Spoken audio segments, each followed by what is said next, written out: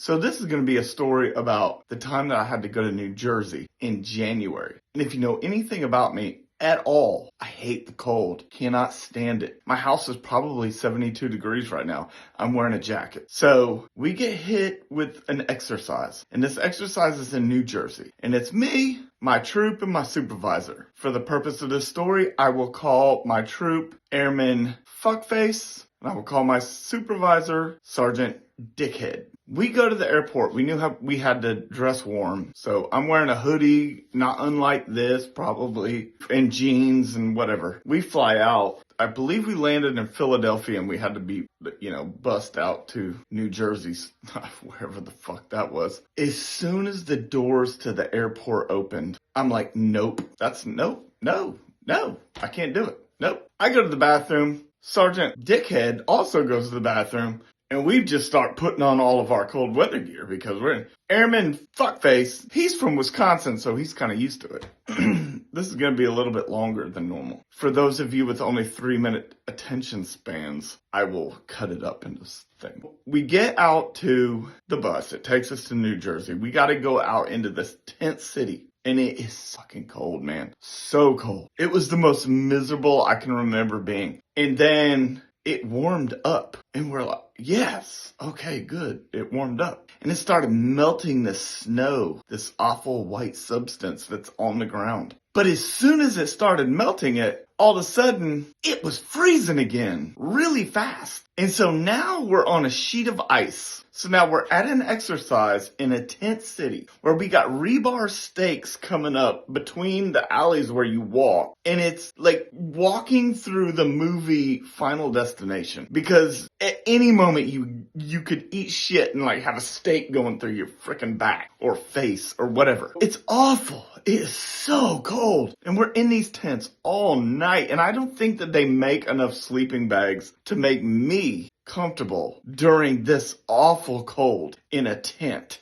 Okay? It was so bad. It was so bad that finally, these generals or whoever was running this shit from their warm offices said, it's so cold out there that we don't want to get out of our office and go inspect what they're doing. So, let's just cancel the damn thing. Well, obviously, we're freaking excited about that, right? Because we get to get out of these damn tents. It was awful. So we get out of the tents. We go back to these shitty fucking dorms, but at least they're heated, in New Jersey. And we're all trying to get flights out of there. But we can't find a flight because of the weather. If my memory serves, the weather was too bad and they couldn't get us on a flight. So I was like, well, I like NASCAR. So I was like, I kind of want to go watch the race. I'm going to go to the gym. I'm just going to walk and jog on the treadmill and watch the race. They were like, okay, Sergeant Dickhead and Airman Fuckface. They were like, okay, yeah. But I said, but if anything comes up, I got my phone with me. It was probably a BlackBerry or something like that.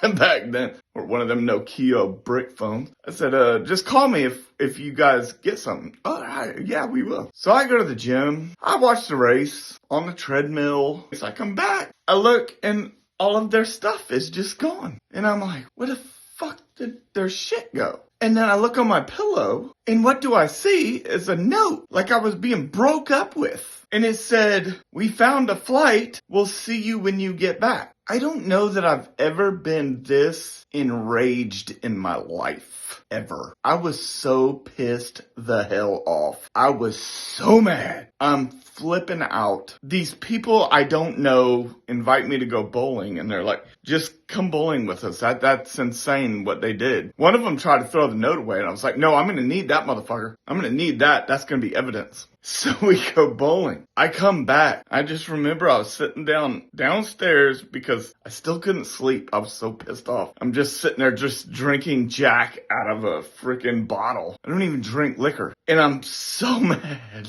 Finally go to bed. The next day, I call my shop. And I'm pissed off. Still, I haven't gotten over it. So our shop supervisor at the time, he's like, they did what? I was like, those motherfuckers left me here. Blah, blah, blah, blah, blah, blah, blah, blah, blah. I was pissed. He's like, oh, no, the hell they didn't. I was like, yeah, they did. I was like, and I need you to figure out what the hell you're going to do because what my plan is I've got plans. I'm going to get to the shop. I'm going to beat my supervisor over the head with the phone. or something. And then I'm going to get to the other area and I wasn't worried about my troop, but I was like, I really want to hurt these people. I was like, you need to get them, you need to take my troop off, you need to take Airman Fuckface off of me being his supervisor. You need to take Sergeant Dickhead from being my supervisor, CRO us. That has to happen because I'm never friends with them again. They just left me in Satan's fucking asshole, okay? He's like, this, I can't believe it.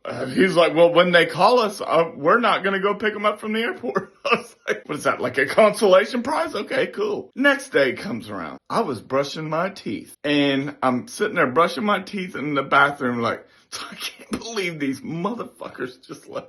I'm sure it sounded more like, and all of a sudden somebody sets coffee next to me. And I look, and there's Sergeant Dickhead and Airman Fuckface. They pulled the best prank on me that I've ever seen in my life. I don't think that a human can get as pissed the fuck off as I was at that time from a prank. So it was a total win on their part. And to this day, we are all still friends. And I mean, that it was the best one. It was the best one I know of. Anyways, hope you thought that was funny. I didn't at the time. I do now.